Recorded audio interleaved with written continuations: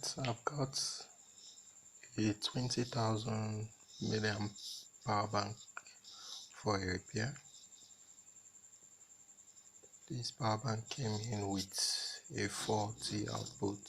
It comes on but doesn't give any output. I've already opened it and let's check and see what we can do about it.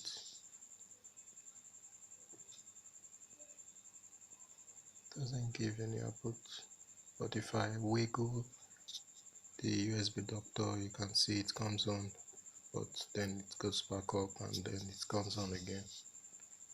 So that shows that we have a faulty type A USB port that needs to be fixed.